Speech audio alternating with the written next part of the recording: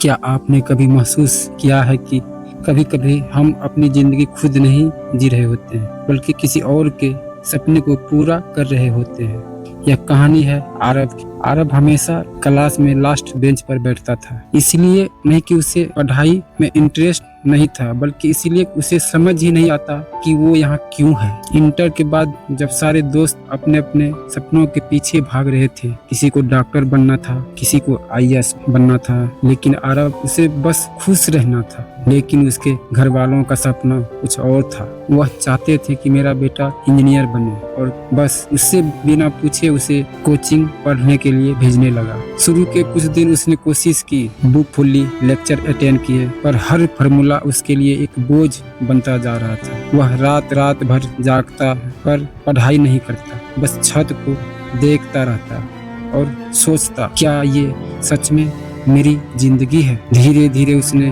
मुस्कुराना छोड़ दिया। घर में सबको लगता था लड़का मेहनत कर रहा है, लेकिन सच कुछ और ही था। वह अंदर से हर दिन टूट रहा था। एक दिन उसने हिम्मत करके अपने पापा से पूछा, पापा अगर मैं इंजीनियर नहीं बनना चाहूँ तो? पापा ने गुस्से में कहा, तो क्या करेगा, जिंदगी मजाक है क्या? बस उस दिन से आरब चुप हो गया। उसने अपने सपने को अपने ही हाथों से दफन कर दिया। और फिर एक दिन जब एग्जाम का दिन आया, सब बच्चे नर्वस थे, पर आरब वो ब्लैंक था। पेपर सामने था, पर आंख में आंसू थे। उसने कुछ नहीं लिखा, बस आखिरी पेज में एक लाइन लिखी, मुझे इंजीनियर नहीं बनना था, मुझे बस जीना था। और कुछ दिन बाद रिजल्ट आया, आरब फेल हो गया। घर में मानो तूफान सा आ गया। सबने उसे निकम्मा कहा, नालायक कहा, पर किसी ने ये नहीं पूछा तुम खुश हो या नहीं हो। कुछ महीने बाद आरब कहीं चला गया, ना कोई नोट ना कोई मैसेज, बस उसका कमरा खाली रह गया और टेबल पर रखी थी वह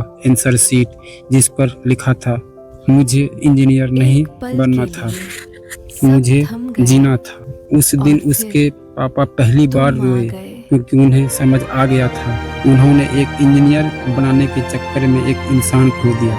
इसीलिए हर बच्चा इंजीनियर, डॉक्टर या आईएएस बनने के लिए नहीं पैदा होते हैं।